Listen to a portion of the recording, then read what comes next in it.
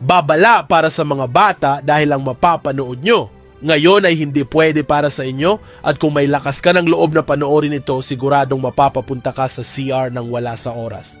Tara tunghayan natin ang isang isekai story na naging isang pinakamahinang goblin sa ibang mundo at may natatanging kakayahan na lumakas sa tuwing nakakapag-tiktokan sa mga babaeng nilalang, at ang pamagat ng ating kwento ay From Goblin to Goblin God.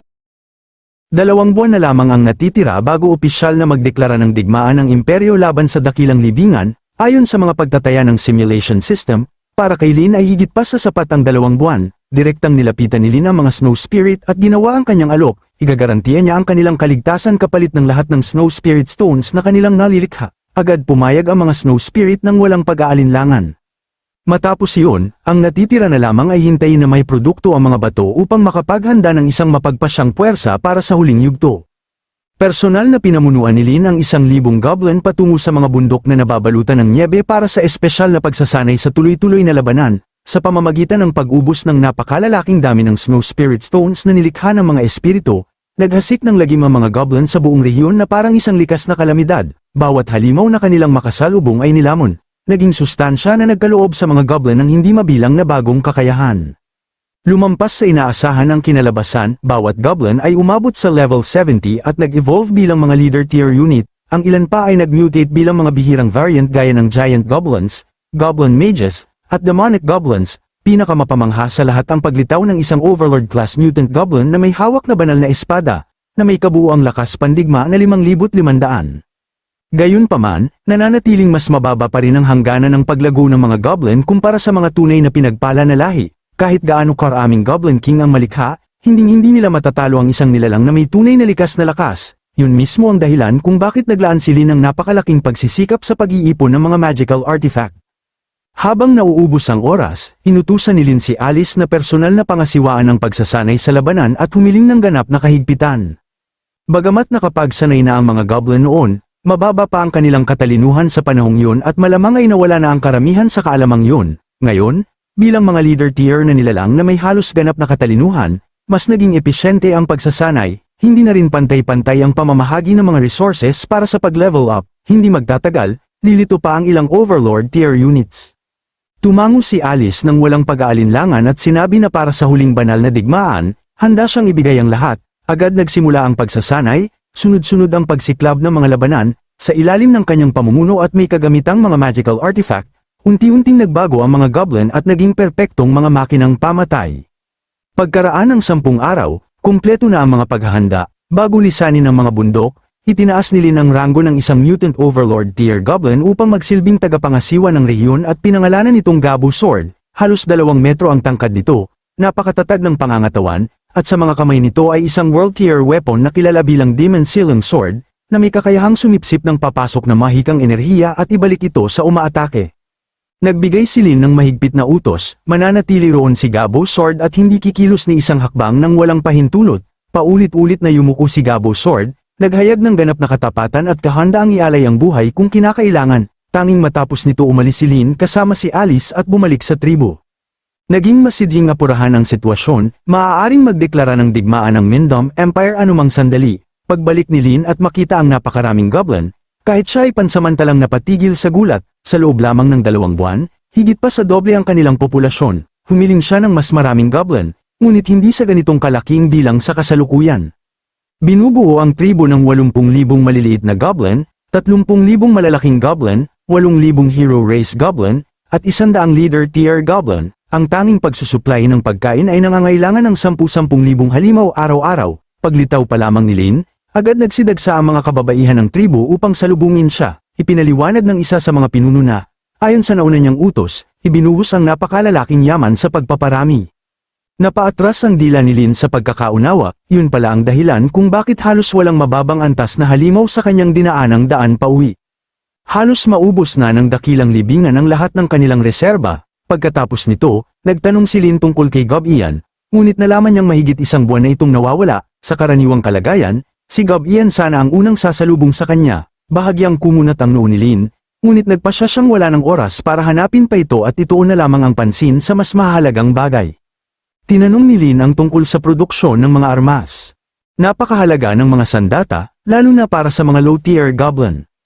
Kahit marurupok ang bawat isa, dahil sa napakarami nila, sapat na ang kahit isang saksak mula sa bawat goblin upang lipunin ang isang hukbo. Iniulat ng Goblin Slayer ang kanilang inventaryo, 50,000 maiikling espada, 20,000 set ng bakal na baluti, 20,000 mahabang espada, at humigit kumulang 5,000 karagdagang armas, karamihan ay mga kalasag, sibat, at lansang sandata. Dahil sa kakulangan ng oras, hindi na nila kayang lubusang masandatahan ang lahat. Ipinahayag ni Lin ang kanyang pagsang-ayon, higit pa sa sapat ang kanilang nagawa. Sa sandaling yun, isang itim na anino ang biglang sumugod papasok, wasak at balisa, puno ng sugat at takot. Si Go Tine yun, ipinahayag niya na biglang nagbago ng husto ang sitwasyon at hindi na posible ang tagumpay. Ang Mindom Empire ay nagmabalisa ng 100,000 sundalo, lahat ay nakasuot ng mabibigat na baluti. Mabigat ang bagsak ng balitang yun, ang mga sundalong ganap na nakabaluti ay parang naglalakad na mga kuta, mabagal ngunit halos imposibleng mapasok, at kayang durugin ang kalaban sa pamamagitan lamang ng tibay at pagtitiis. Ang pagsasandata ng ganitong kalaking hukbo ay tiyak na nag-ubos sa kayamanan ng imperyo. Agad na naunawaan ni Lin, sa bawat naunang simulation, siya ay namamatay, malamang ito na ang all-in na sugal ng imperyo. Dagdag pa ni Alice, sa mabigat na tinig, na kumikilos na rin ang simbahan, halos 5,000 tauhan na ang nagtipon, kabilang ang 500 mabibigat na nakabaluting Holy Crusaders na may hawak na malalaking espada. Ang natitirang mga pari ay hindi rin mahihina. Iminungkahi ng Goblin Slayer ang pansamantalang pag-atres upang supulan muna ang isang super overlord na tribo, ngunit agad itong tinanggihan ni Lin. Sa ganitong kalaking bilang ng kalaban, wala nang matatakbuhan sa buong kontinente. Ang mga goblin ay isinilang na may kasalanan. Sa mundong ito, ang kanilang mababang katayuan ay nangangahulugang kinamumuhian sila ng lahat. Ang tanging halaga na nakikita sa kanila ay bilang mga handog para sa mas malalakas na lahi, kahit ang mga Goblin King ay kalaunan hinahabol at nililipol. Bumigat ang katahimikan sa lahat, kabilang na ang tahimik na Elf Queen, ngunit nanatiling matatag si Lin. Kung lalaban sila hanggang wakas. Kung hindi, walang magbabago kailanman. Tanging sa pamamagitan ng sapilitang ganap na digmaan mahihila ang dakilang libingan sa labanan, magdudulot ng kapwa pagkawasak, at magbibigay sa tribo ng mga goblin ng pagkakataong mabuhay. Walang pag-aalinlangan, ibinigay ni Lin ang huling utos, agad na ay mabalisa ang lahat ng puwersa, ang pagpapanday ng armas, produksyon ng baluti, at lahat ng natitirang paghahanda ay dapat tapusin kaagad. Sa sandaling yun, 100,000 sundalong nakasuot ng pilak na baluti ang nakatayo sa perpektong formation sa ilalim ng nag-aapoy na sikat ng araw. Ang kanilang mga baluti ay nagmuni ng nakakasilaw na puting liwanag na tumataguspay taas sa langit. Worry, isang haligi ng tagumpay na umaangat patungo sa kalangitan. Habang umuusad ang hukbo, ang sabay-sabay nilang mga yabag ay yuminig sa lupa, at ang kanilang mga sigaw ay umalingaw habang sila'y nanunumpang lalaban para sa kinabukasan ng sangkatauhan at lilipulin ang lahat ng halimaw.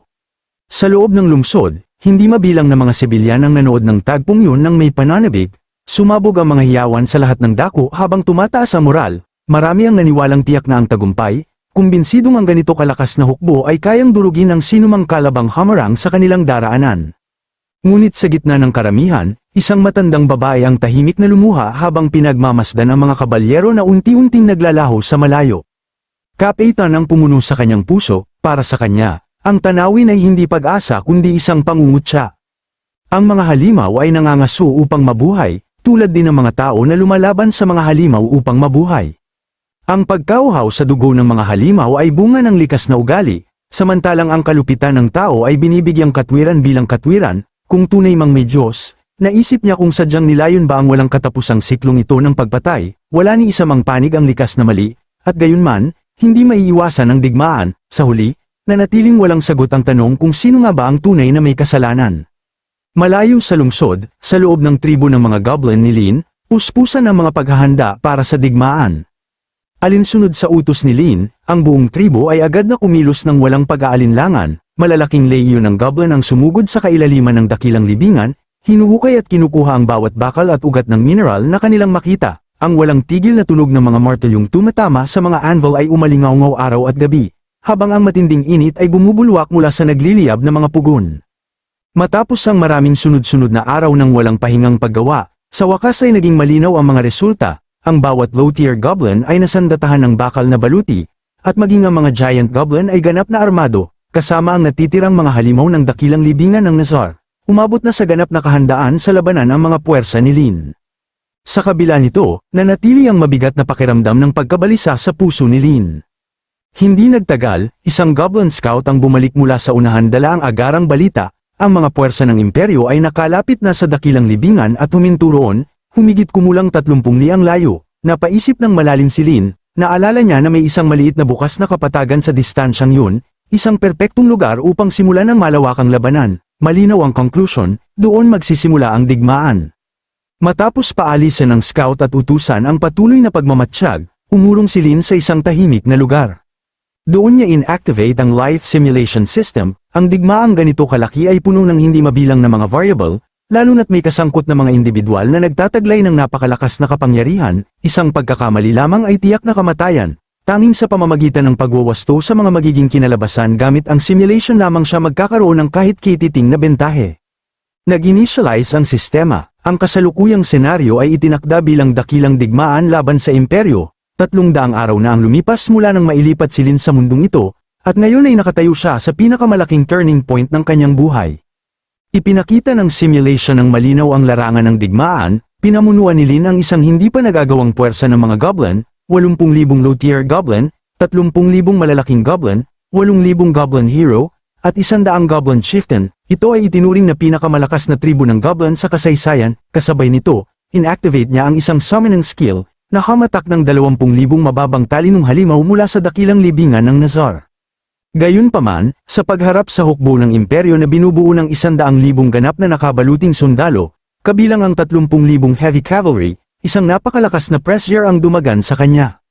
Sumabog ang digmaan sa isang unos ng mga sigaw at banggaan ng bakal. Ang lakas pandigma ng mga ganap na nakabaluting sundalong tao ay higit pa sa inaasahan. Mabilis na dumami ang mga nasawi, habang ang mga goblin ay bumabagsak sa nakakatakot na bilis. Umabot ang palitan sa 5 goblin ang namamatay kapalit ng bawat isang sundalong tao.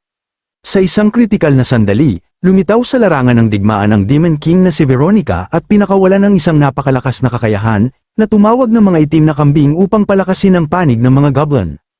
Pansamantalang bumaba ang casualty rate, na nagbigay ng bahagyang sinag ng pag-asa. Gayunpaman, nang ilabas ng simbahan ang kanilang buong lakas, muling nagbago ang takbo ng labanan. Agad na naging pangunahing target si Lin ng kapwa imperyo at ng mga pinakamalalakas na puwersa ng simbahan. Sa ilalim ng walang tigil na bugso ng mapanirang mga pag-atake, naging imposible ang pagtakas.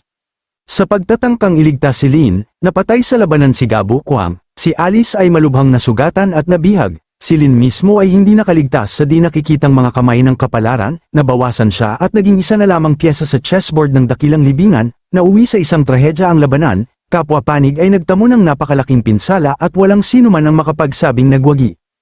Nagtapos ang simulation sa isang mabagsik na pagtataya. Sa mundong pinaghaharian ng mga individual na may napakalakas na kapangyarihan, ang paglalantad ng sarili ng tuwiran ay katumbas ng paglakad diretso patungong impyerno. Ang kinalabasan ay binigyan ng score na 40 puntos at 40 life points ang iginawad. Umusad ang oras ng isang araw pabalik sa realidad.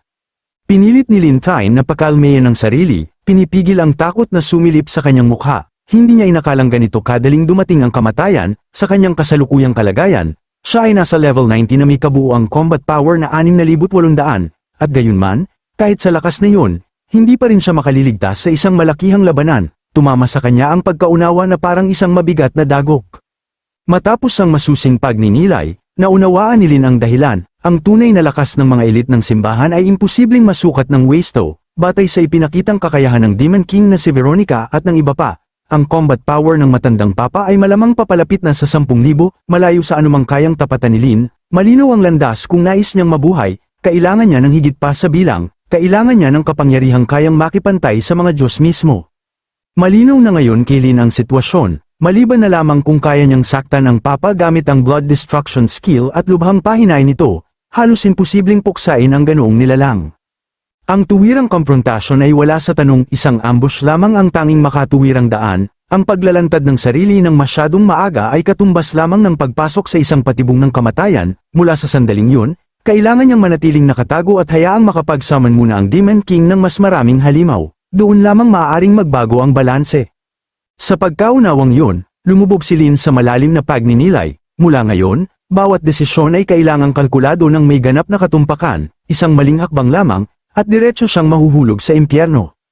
Sa kaibuturan ng dakilang libingan, isang napakalaking projection screen ang muling nagpakita ng mga eksenang nagaganap kapwa sa kagubatan at sa buong imperyo.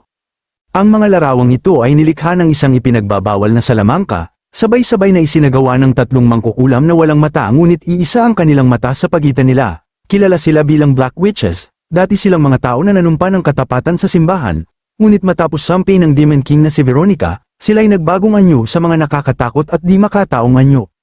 Ang kanilang pinagsasaluhang mata ay tinatawag na Divine Eye, isang kakilakilabot na kakayahang masdan ang lahat ng bagay at silipin ang mga pira-pirasong hinaharap. Habang inuulit ang mga larawan, tahimik na nanood si Demon King Veronica, may bahagyang ngiti sa kanyang mga labi, malinaw na naaaliw siya sa mga kilos ng puwersa ng mga goblin, para sa kanya, halatang papalapit na ang kaguluhan. Pagkaraan, ibinaling niya ang pansin sa mga Black Witches at inutusan silang hulaan ang huling kahihinatnan ng paparating na digmaan, hindi nang ahas magatubili ang mga mangkukulam, itinaas nila ang eyeball sa pagitan nila at nagsimulang umawit ng mga sinaunang inkantasyon, halos kaagad, nagsimulang tumulo ang dugo mula sa Divine Eye, hindi matiis ang sakit, nagsisigaw sila sa matinding paghihirap habang ang salamangka ay sumasalpok sa mga puwersang lampas sa kanilang kontrol. Sa gitna ng kanilang pagdurusa, may naramdaman silang isang nakapangingilabot na bagay, ang Papa mismo ay sangkot sa paparating na labanan, dahil sa kanyang presensya, hindi ganap na masilip ang hinaharap, ngunit sa loob ng ulap ng kawalang katiyakan, may nasalayan silang mas nakakatakot pa. Matapos ang isang mahabang sandaling nanginginig, sa wakas ay nagsalita ang isa sa mga mangkukulam, na saksihan nila ang pagsilang ng isang bagong Diyos. Agad na tumugon ang tatlong mangkukulam nang may labis na pagpipitagan, iniunat ang kanilang mga braso na worry sumasamba sa isang nilalang na lampas sa pangunawa, ngunit biglang dumilim ang mukha ni Veronica, sumabog ang kanyang hindi paniniwala sa matinding galit, mariin niyang tinanggihan ang pangitain, kung tunay na may mga Diyos, katwiran niya. Matagal na sana siyang naglaho, ang ideyang yun ay pawang walang kabuluhan lamang. Sa kanyang puot, isang alon ng itim na demonyong enerhiya ang sumabog palabas na parang dambuhalang alon, itinapon palayo ang tatlong mangkukulam at tuluyang pinatahimik sila. Sa kabila ng kaguluhan, hindi napigilan ng isa sa kanyang mga tauhan na kilalanin ang implikasyon, para sa isang simpleng goblin na magdulot ng ganoong kaguluhan, ang gumagabay sa kanila ay tiyak na kakilakilabot, ngunit malamig na binaliwala yun ni Veronica. Para sa kanya, si Lynn ay isa lamang piyesang madaling isakripisyo. Gayunpaman, kinilala niyang dumating na ang oras upang tapusin ang lahat kasama ang imperyo at ang simbahan, minsan at magpakailanman, inutusan niya ang agarang paghahanda at ipinag-utos ang pagpapalaya sa isang tiyak na individual. Sa sandaling yun, naramdaman ni Veronica ang pag-activate ng isang teleportation formation, nang mapagtanto kung sino ang darating, nagbukas siya ng katumbas na teleportation channel sa loob ng dakilang libingan, ilang sandali lamang, lumitaw si Lynn, hindi na siya nag-aksaya ng oras sa mga formalidad, apurahan ang sitwasyon, ang mga mind masters ng imperyo at ang mga puwersa ng simbahan ay nakapagtatag na ng kampo humigit kumulang 30 kilometro mula sa dakilang libingan, malapit na ang digmaan. Kalmadong tumugon si Veronica, na para bang hindi siya nagulat sa balita, tinanong niya kung paano balak ni Lynn na kumilos sa ganitong mga pangyayari, habang nagsasalita, palihim na sinuri ni Lynn ang kanyang attribute panel. Si Demon King Veronica ay nasa level 100, ang kanyang lahi ay undead at ang kanyang klase ay heretical summoner. Taglay niya ang maraming titulo na kaugnay ng erehiya, immortalidad, at madilim na pag-summon, higit sa 3,000 taon ang kanyang habang buhay, malalaki ang kanyang pisikal na atributo, ngunit hindi naman lubhang nangingibabaw kung titingnan ng paisa-isa, ang tunay na nakakatakot sa kanya ay hindi ang mga numero lamang, kundi ang perpektong pagsasanib ng kanyang klase, mga kasanayan, at kagamitan. Ang kanyang kabuuang combat value ay kulang lamang ng 1 puntos sa 10,000. Mabilis na naunawaan ni Lynn ang katotohanan, ang lakas ni Veronica ay hindi nagmumula sa mga numero lamang, ito ay bunga ng kanyang kakayahan sa pag-summon, mga monstrong enhancement, mga ipinagbabawal na kasanayan, at mga kagamitan na nasa divine tier. Higit pa rito, ipinahiwatig na ng sistema na sa hinaharap ay magsusummon siya ng isang nilalang na kilala bilang Black Goat, isang bagay na lampas sa karaniwang mga halimaw. Pinagtibay nito ang isang mahalagang hinala ni Lynn, bawat lahi ay may likas na hangganan sa kanilang mga atributo, tanging ang mga Diyos o ang mga nilalang na lumalampas sa karaniwang mga lahi ang kayang basagin ang mga hangganang yun, at anuman ang nakita ng mga Black Witches sa hinaharap, yun ay isang bagay na nagbabantang wasakin ang mga limitasyong iyon ng tuluyan. Matapos maglaan ng ilang sandali upang ayusin ang kanyang isipan, sa wakas ay humakbang si Lynn at nagsimulang magbigay ng kanyang ulat. Ipinaliwanag niya na sinunod niya ng eksakto ang bawat utos na ibinigay sa kanya. Ang mga puwersang militar sa ilalim ng kanyang pamumuno ay halos handa na, at ang kanilang bilang ay umabot na sa pinakamataas na limitasyon na kaya nilang pamahalaan sa makatutuhanang paraan. Sa kasalukuyan, mula sa usaping bilang, hindi na nila ito maaaring itulak pa ng higit. Gayunman, inamin niya na may seryosong problema pagdating sa pakikipaglaban sa mga kabalyerong tao na nakasuot ng bakal na baluti. Malinaw na dehado sila. Dahil dito, iminungkahi niya na ang patuloy na paghihintay ay lalo lamang magpapalala sa sitwasyon. Para sa kanya, ang paglulunsad ng isang preemptive strike ang pinakamatalinong hakbang. Hindi agad tumugon si Veronica sa kanyang mungkahi. Sa halip, si Abito ang unang sumingit, halatang iritado, pasigan niyang sinabi na walang kabuluhan ang sinasabi ni Lintien, at tinanong kung ang kanilang Panginoon ba ay isang nilalang na maaaring kumilos ng basta-basta ayon sa kapritsyo. Bago pa siya makapagsalita ng mas mahaba, itinaas ni Veronica ang kanyang boses at pinatahimik siya. Sinabi niyang tama na yon, hindi ito isang maliit na usapin, at dahil kinakailangan ito ng nalalapit na labanan, personal niyang ipapahiram ang bahagi ng kanyang kapangyarihan. Habang nagsasalita siya, marahan niyang itinapak ang kanyang baston sa lupa. Sa isang kisap mata, nagbago ang paligid, bigla silang tatlo na nasa himpapawid, mataas sa ibabaw ng tribong goblin, sa ibaba nila, ang hukbo ng mga goblin ay nakalatag sa isang siksik at hindi mapakialang masa, ang ingay pa lamang ay nakabibingi, at ang dami ng mga katawan na nagsisiksikan ay tunay na nakakagulat, maging si Lintien ay nabigla, hindi niya inaasahan na sisabog sa ganito kalaking bilang ang kanilang populasyon sa loob lamang ng ilang araw. Si Veronica naman ay halos walang reaksyon. Mabilis at malamig na inikat ng kanyang tingin ang buong hukbo, bago niya casual na sabihin na hindi naman ito masama. Sinabi niya kay Lintien na maganda ang kanyang ginawa, at idinagdag na kung makaliligtas siya sa nalalapit na malaking labanan, maaari niyang isaalang-alang na payagan siyang maging kanyang lingkod. Sa ibabaw, tila mapagbigay ang kanyang mga salita, ngunit sa totoo lang, wala itong kinalaman sa paggalang, tinitingnan lamang niya si Lintien bilang kapaki-pakinabang, sa kaibuturan ng kanyang puso. Wala siyang nadarama kundi matinding pagkasuklam sa mga goblin. Tumugon si Lintien ng isang pilit ng ngiti at nagpasalamat sa papuri, yumuko siya bilang tanda ng pagsunod, ngunit sa likod ng kilos na iyon, baluktot ang kanyang ekspresyon sa paghamak, sa loob-loob niya, kumulo ang kanyang galit, ang sabihing magsilbi siya sa kanya ay isang insulto, isinumpa niya ang ideyang yun, iniisip kung gaano siya kalapit sa pagsabog ng damdamin, kung hindi lamang ito isang naglalakad na bante ng mga buto na may nakakatakot na kapangyarihan sa likod nito.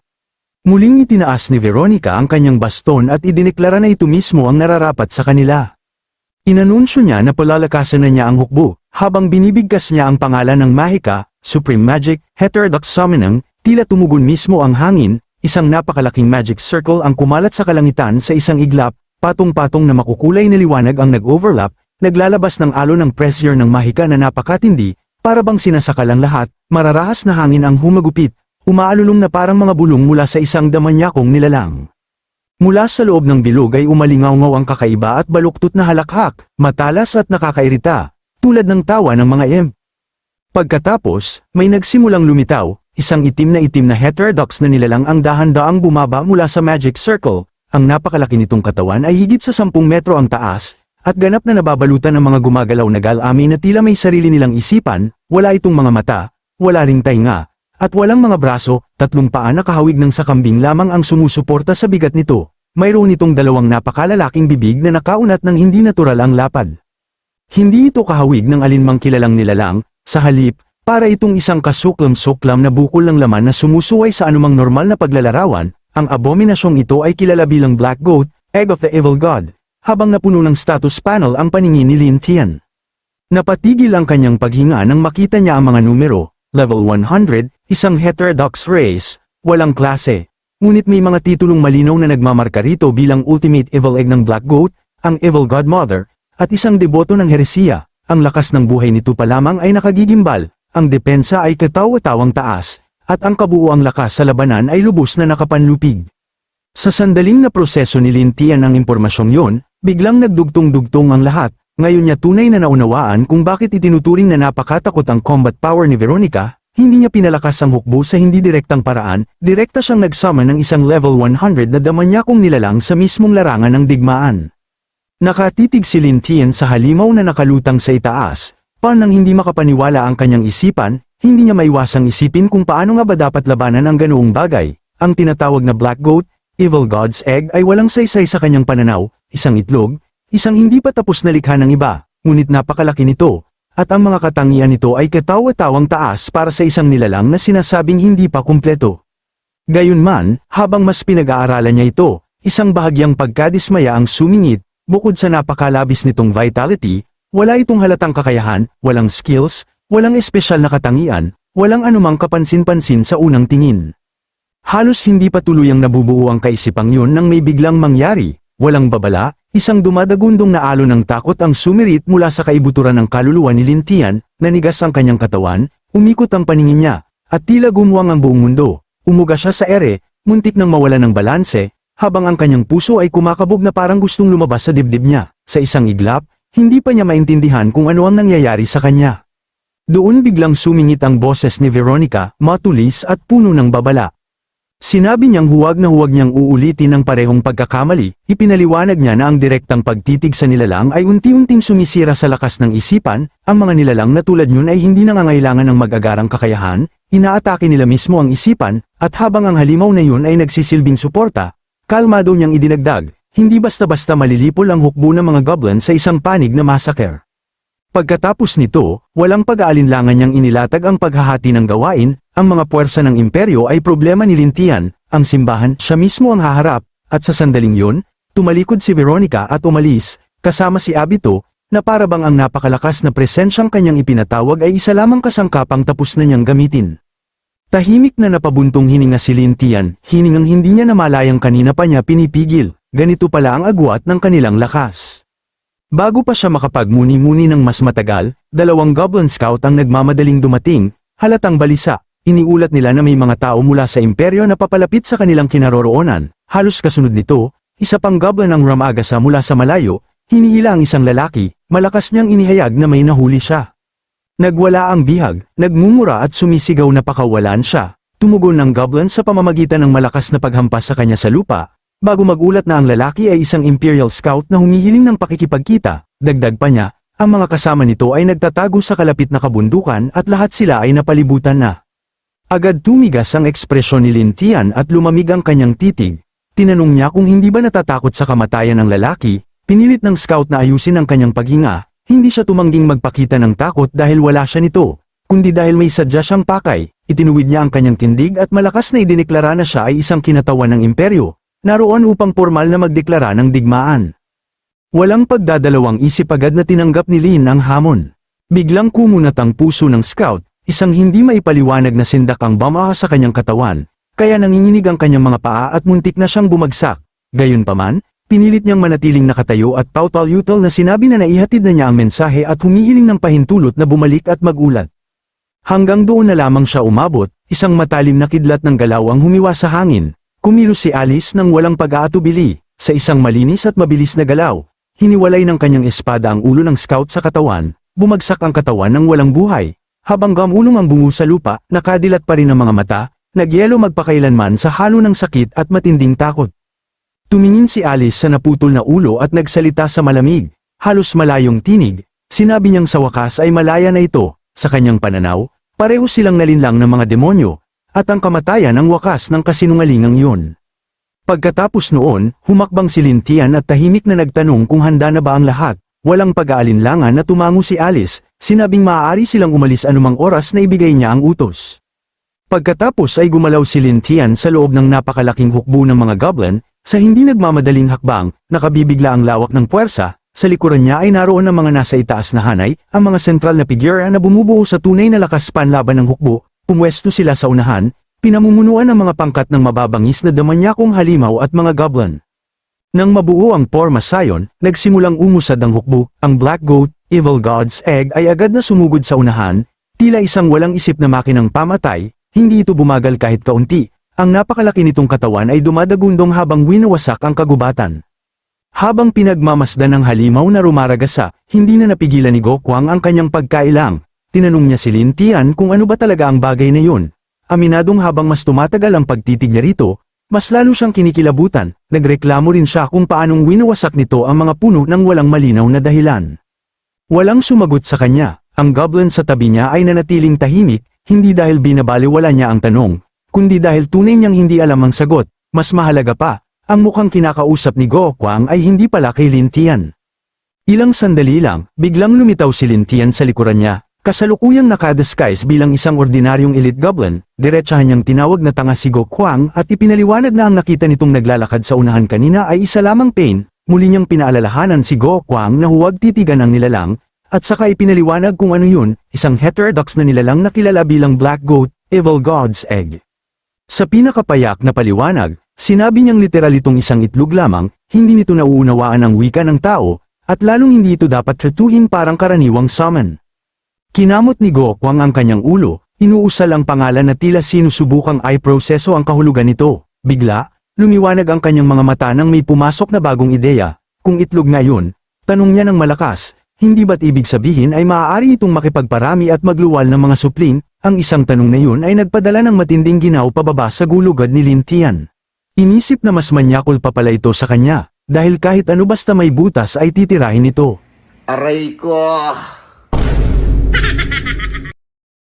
Agad na naging awkward ang paligid dahil sa tanong na yun, lumipad si Gao Yan at hinampas si Go Kwang sa ulo. Pinagalitan siya dahil sa pag-iisip ng kalokohan bago pa man magsimula ang labanan, sinabihan niya itong mag-focus at tinanong kung paano niya nagawang mag-isip ng ganoon, tinawag pa siyang isang menyok na goblin, hindi nagatubili si Go Kwang na gumanti. Galit na tinanong kung paanong may gana pa si Gao Yan na punahin siya gayong malinaw na tumingin din naman ito.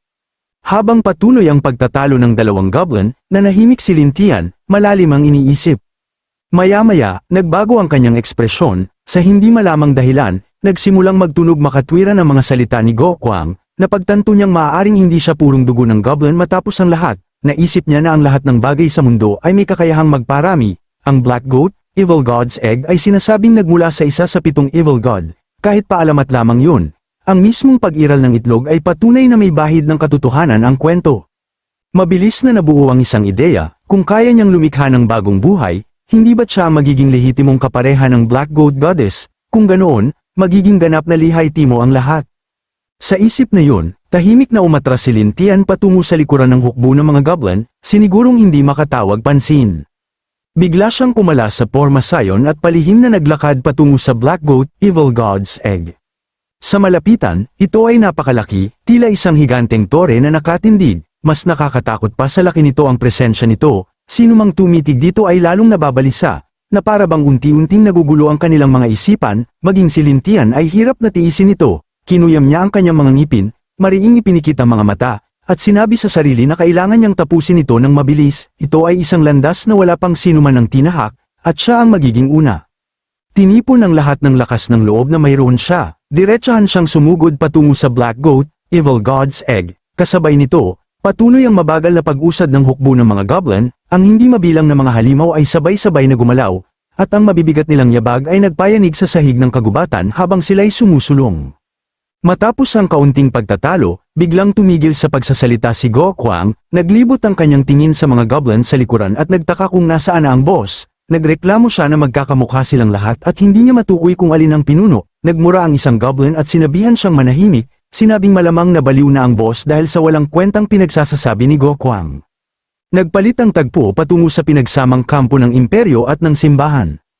Hanay-hanay ang mga tolda sa loob ng bakod, binabantayan ng mga tore habang nagroronda ang mga sundalo sa mahigpit at disiplinadong porma sayon.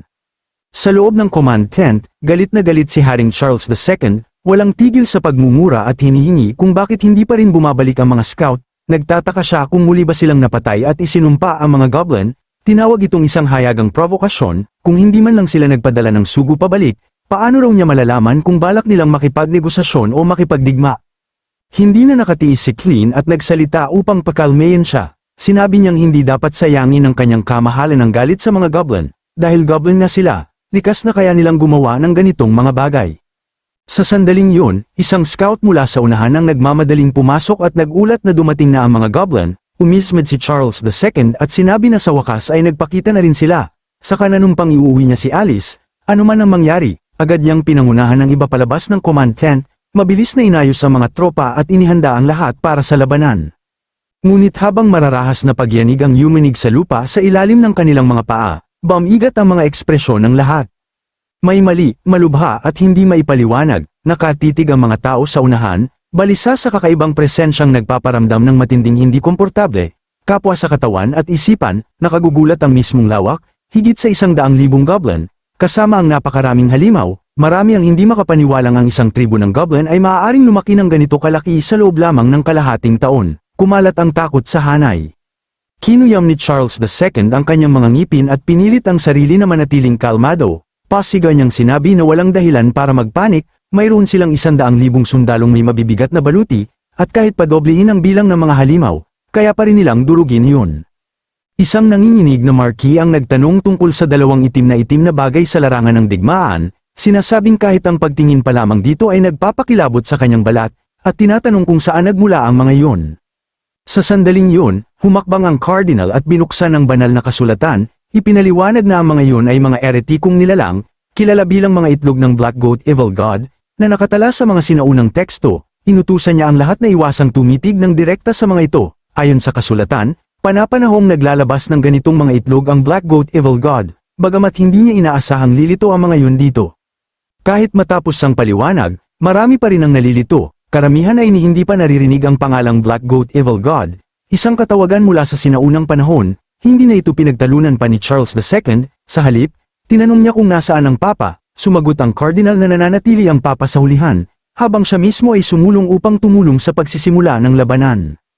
Habang nagsasalita, hinugot niya ang kanyang espada, ang banal na espada na minsang ginamit ni Alice. Orihinal itong isang level 11 magic artifact, ngunit dahil sa pambihira ng mga high-tier artifact, ito ay dating nahati sa talem at sa hugis krus na hilt, ngayon na muling pinagbuklod. Kilala na ito bilang Holy Cross, Great Sword, na kayang ilabas ang buong orihinal nitong kapangyarihan, tinatawag din na Holy Cross, Sacred Sword. Dumilim ang ekspresyon ni Charles II habang nakatitig sa talem, at marahang sinabi na dapat itong ibalik sa tunay nitong may-ari. Sa panahong yun, umusad na ang hukbo ni Lin Tian papasok sa gitnang bahagi ng larangan at nagsimulang maglatag ng mga porma sayon. Gumalaw rin ang hukbo ng imperyo, bawat hakbang at bawat pagsasaayos ay perpektong sabay-sabay, ang kanilang galaw ay nagpapayanig sa lupa, sumalamin ang sikat ng araw sa pilak na baluti, lumikha ng nakakasilaw na liwanag habang ang napakalakas na presensyang militar ay umuusad pasulong. Sa panig ni Lin Tian, kalmado ang lahat, tahimik silang naghintay na lumapit ang kalaban.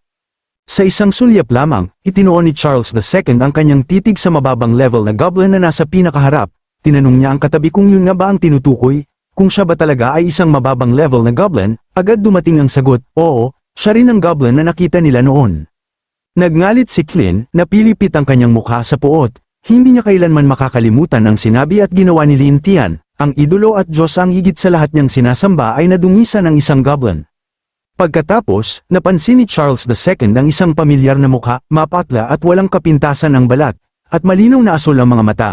Ngunit wala na ang dating inosente sa mga yon, napalitan na ng malamig na kadiliman, naglaho ang lahat sa kanyang paligid, sumigaw siya kay Alice, sinabing dumating siya upang iuuwi siya, at inutusan siyang bumalik agad. Tumawag din si Clint, tinanong kung naaalala pa ba siya ni Prinsesa Alice, pinaalala niya kung paano sila dati nag-eensayo ng magkasama, at kung paanong lagi siyang madaling natatalo nito. Sinabi niya na kung handa siyang magbago ng isip at tumayo sa panig ng imperyo, hindi na nila siya pananagutin sa nagdaang massacre ng mga sibilyan. Mabilis at galit ang naging sagot ni Alice, sinigawan niya silang manahimik at binalaan na huwag nang banggitin muli ang mga taong yon, sinabi niyang may mga papatayin pa siya at hindi na siya babalik, sinabi niya kay Charles II na sa loob ng mahigit 10 taon, tiniis niya ang pagdurusa upang protektahan ang mga taong yon, ngunit sa huli, sila mismo ang nagtulak sa kanya patungo sa kamatayan. Ang mga salitang yon ang tuluyang bumura sa huling pag-asa ni Charles II. Habang nakatitig siya sa unahan, sakit na lamang ang natira sa kanyang mga mata. Tuluyan siyang nagwala, sinabi niya sa prinsipe na huwag nitong babanggitin sa kanya ang mga demonyong yon, sapagkat wala siyang pinagsisisihan at magpapatuloy siyang pumatay sa mga sumpang demonyo nang walang pag-aalinlangan. Sa huli, tahasan niyang inanunsyo sa hari na hindi siya aalis at hindi rin siya babalik sa kanilang tahanan, dahilan upang magngalit ang hari habang iniisip kung ano ang dapat niyang gawin. Sa sandaling yun, dahan-daang hinugot ng kardinal na arsobispo ang kanyang cruciforming espada. Ang kanyang tinig at presensya ay naging malamig at ganap na walang awang awtoridad. Hiniling niya na kilalanin ng nahulog na anghel na si Alice ang sandata at alalahanin ang responsibilidad na minsang ipinagkatiwala sa kanya ng simbahan. Ngunit ang tanawin ng espada ay lalo lamang nagpaalab sa galit ni Alice, sa halip na umatras, hayagan siyang naghimagsik, hinugot niya ang talam ng mga kaluluwang demonyo, at sa isang iglap ay sumabog paitaas ang demonyong enerhiya sa isang marahas na bugso, agad na dumilim ang kalangitan, isang napakalaking buhawi ang nabuo sa itaas, umiikot ng ligaw habang nilalamon ng mga apoy sa kanyang paligid. Ang unos ng kapangyarihan ay umangat mula sa lupa at dumaluyong patungo sa kalawakan. Nasaksihan nito, naging labis na seryoso ang mukha ng kardinal na arsobispo. Mahigpit ang kanyang titig sa espada ng nahulog na anghel, sapagkat malinaw niyang naramdaman ang isang banta na magiging napakahirap harapin. Sa unahang hanay sa ilalim ng pamumuno ni Lin, biglang nagsalita ang isang mababang uri ng goblin na may garapal na kayabangan. Tinuligsan nito ang kalabang puwersa, inaakusahan silang sumasalungat sa kalooban ng kanilang Diyos at walang kayang kumakapit kay Alice na parang mga parasito. Ang tono nito ay sukdulang bastos, kaya't kahit ang kardinal na arsobispo ay hindi na nakatiis sa kahihiyan, itinuro niya ang kanyang espada kay Lin at tinuligsa siya bilang isang mapanirang puring halimaw, itinatanggi ang mga paratang laban sa simbahan at idineklarang wala nang dapat pang pag-usapan, ipinahayag niya na magsisimula na ang digmaan. Si Lin naman ay bahagyang ngumiti, suot ang halos inosenteng anyo. Nagkunwari siyang may pagpipigil, sinasabing hindi siya mahilig sa dugo o karahasan, at inalok sila ng isang pagkakataon upang sumuko. Napaikot sa galit ang mukha ng kardinal na arsobispo, kumikibot ng hindi mapigilan ang mga sulok ng kanyang bibig. Tinuligsa niya ang mga salita ni Lin bilang walang kaiyang paninirang puri, ipinahayag na ang mga kabalyero ng simbahan ay mga sagisag ng katarungan at mga kinatawan ng banal na kalooban. Sa kanyang paningin, ang tunay na mararahas at uhaw sa dugo ay ang mga halimaw na nasa kanilang harapan. Itinaas ni Haring Charles II ang kanyang kamay upang pigilan ang karagdagang pagtatalo, ipinahayag niya na walang saysay ang pag-aaksaya ng mga salita at ibinigay ang kanyang utos para sa katarungan, inatasan ng mga sundalo na lipulin ang mga halimaw at bawiin ang kanilang santa. Ang dagandong ng hukbo ay yumanig sa langit at lupa, sumabog na parang kampanang tumutunog para sa di mabilang na mga kaluluwa, tumatagos diretso sa mga puso ng lahat ng nakarinig nito. Si Haring Charles II mismo ang nanguna sa pagsalakay ng kabalyeriya, inilunsad ang isang ganap na opensiba. Sa mismong sandaling yun, opisyal na sumiklab ang napakalaking labanan, agad namang tumugon si Lin, inutusan ng mga dambuhalang halimaw na umatake, hindi dapat hayaang makabuo ng depensibong porma sayon ang kalaban, kapag nagtagumpay sila, magkakaroon sila ng kalamangan sa malapitan na labanan. Sa ilalim ng kanyang utos, sabay-sabay na ramaga sa pasulong ang mga halimaw. Naglalagablab ng dugong uhaw ang kanilang mga mata habang walang takot silang sumasalpok sa hanay ng mga kabalyerong may baluti. Nang makita ng mga kabalyero ang sunod-sunod na dambuhalang mga abominasyong papalapit sa kanila, sinaklot sila ng matinding takot. Para itong paghampas ng mga itlog sa bato, gayunpaman, hindi sila umatras, ibinaba nila ang kanilang mga ulo sa likod ng mga kalasag, nagnitngit ang mga ngipin, at lumaban gamit ang lahat ng kanilang lakas. Kahit ganoon, hindi pa rin nila kinaya ang bagsik ng mga halimaw na may taas na 4 hanggang 5 metro, agad na nagkadurug-durug ang pangunang porma sayon ng imperyo. Nakatago sa gitna ng kaguluhan, nakita ni Lin ang perpektong sandali upang umatake sa sentro. Sa kanyang utos, ramaga sa ang mga alon ng goblin papasok sa wasak na porma sayon ng hukbong imperial, pinilit ang labanan na mauwi sa brutal na sagupaan. Sa kabila ng kanilang napakaraming bilang at magagaspang na baluting bakal, hindi pa rin sila umubra laban sa mga sundalong ganap ang baluti, at dinaglaon ay nauwi sa patas na labanan ng sagupaan. Nang makita ito, agad na naglabas ng bagong utos si Haring Charles II nang walang pag-aalinlangan. Inatasan ng gun cavalry at blade cavalry na unahin ang paglipol sa malalaking halimaw, habang ang mga tagapagdala ng kalasag ay inutusang agad na buuin muli ang kanilang porma sayon. Tumago sa hangin ang matinis na hiyaw ng mga kabayo sa digmaan habang sumugod ang kabalyeriya mula sa magkabilang gilid patungo sa gitna ng labanan. Dumagundong ang mga yabag ng kabayo sa lupa. Dala ang nakadudurog na pressure na sumire sa loob ng impanterya. Ang kabalyeriya ay naging mismong anyo ng kamatayan. Sa dinaanan ng kanilang pagsalakay, nagkalat ang mga bangkay ng goblin sa lupa, walang iniwang pagkakataon para sa kontra-atake. Nilaslas ng saber cavalry ang isang dambuhalang baboy ramo na may pangil, walang tigil na pinagtataga hanggang sa gumuho ang level 5 na halimaw sa isang tumpok ng punit-punit na laman at lantad na mga buto. Sa sandaling bumagsak ang isang target, umusad agad ang mga sakay patungo sa susunod. May bahid ng panlilibak ang ngiti ni Charles II habang pinagmamasdan ang mapaminsalang pagsalakay ng kabalyeriya. Sa kanyang puso, naniwala siyang sa wakas ay naipapakita na niya ang bakal na lakas ng imperyo, kumbinsidong dudurugin ng walang awa ang bawat kaaway sa kanilang harapan. Mula sa likuran ng larangan ng digmaan, tahimik na pinanood ni Lin ang tagpo, unti-unting dumidilim ang kanyang mukha. Agad niyang naunawaan na ang napakalakas na puwersa ng kabalyeriya ang mismong dahilan kung bakit siya nabigo sa simulation. Masyadong makapangyarihan ang mga nakasakay na hukbo ng imperyo, inamin niya sa sarili na sa hinaharap, kailangan niyang bumuo ng mga puwersang kapantay ng lakas na iyon. Ngunit sa pagkakataong ito, walang takot si Lin, walang babala, sumabog sa buong larangan ng digmaan ang may itim na galamay na tila jet black. Umusbong ang mga ito mula sa lupa na parang mga buhay na anino, dinudukot ang mga kabayo at sakay paitaas. Ang mga nahuling sundalo ay marahas na ibinabato patungo sa isang napakalaking, nakangangaang bibig sa likuran nila. Ang nakakakilabot na tunog ng nadudurog na laman at buto ay walang tigil na umalingaw-ngaw, kasabay ng paglipad ng mga alikabok at kislap sa lahat ng direksyon. Pumasok na sa labanan ang mga Black Mountain Goat Egg. Para sa kabalyeriya, at maging sa buong hukbong imperial, ang mga nilalang na ito ay isang ganap na bangungot. Mula sa katawan ng bawat Black Mountain Goat Egg ay umaabot ang mahigit 10 lubhang maitim na galamay, hindi mabilang na mga sundalo ang mahigpit na ginapos at itinaas sa himpapawid. Pinilit na masaksihan mula sa kakilakilabot na lapit kung paano dinudurog ng napakalalaking bibig ang laman at dugo hanggang maging putik, marami ang halos mawala ng ulirat sa sobrang takot. Umalingaw-ngaw sa buong larangan ang desperadong mga sigaw habang nilalamon ng kawalan ng pag-asa ang mga hanay. Sa mismong sandaling yon, ang mga talam ng nagliliwanag na liwanag ng espada ay humiwa sa hangin. Sa isang iglap, ilang malalaking butas ang napunit sa mga katawan ng Black Mountain Goat Egg, pumasok sa labanan ng kardinal na arsobispo, pinapatumba ang mga halimaw habang inililigtas ang mga nakabihag na sundalo, ang kanyang presensya ay malamig at ganap na nangingibabaw habang pinamumunuan niya ang daloy ng labanan. Inaako ang responsibilidad sa 2 dambuhalang nilalang at iniiwan ang mga goblins sa natitirang hukbo. Kagad pagkatapos, tumalon siya paitaas sa langit, mahigpit na hawak ang kanyang cruciforming espada, pinakawalan niya ang walang katapusang unos ng mga hiwa, ang mga agos ng liwanag ng espada ay bumuhos pababa na parang banal na parusa, walang tigil na humahagibis patungo sa Black Mountain God Eggs, dahil sa kanilang napakalaking sukat, ganap na wala silang kakayahang umiwas, kung walang hindi inaasahang pangyayari, ang kanilang pagkawasak ay usapin na lamang ng oras. Ngunit sa sandaling malapit ng lamunin ng offensiba ang mga ito, lumitaw ang nahulog na anghel sa harap ng Black Mountain God Eggs, itinaas niya ang kanyang demonyong espada at nagbagsak ng isang nag-iisang, mapanirang hampas, sa isang hiwa lamang, ganap niyang binura ang buong offensiba ng kardinal na arsobispo, winasak ang pababang mga alon ng liwanag ng espada sa isang iglap. Nakakatakot sa lamig ang mukha ni Alice, nilamon ng apoy ng impyerno ang kanyang katawan, naglalabas ng dalisay na pagkawasak, sa gitna ng magulong dagat ng patayan, dahan-dahan siyang umusad, hakbang-hakbang patungo sa kardinal na arsobispo, ang kanyang presensya pa lamang ay baluktot na ang buong larangan ng digmaan sa matinding banta. At dito nagtatapos ang huling kabanata. At sa susunod na Friday na naman ulit mga kamanyakol, alam kong bitin na naman kayo, pero wala ako magagawa dahil hindi naman ako ang author ng kwentong ito.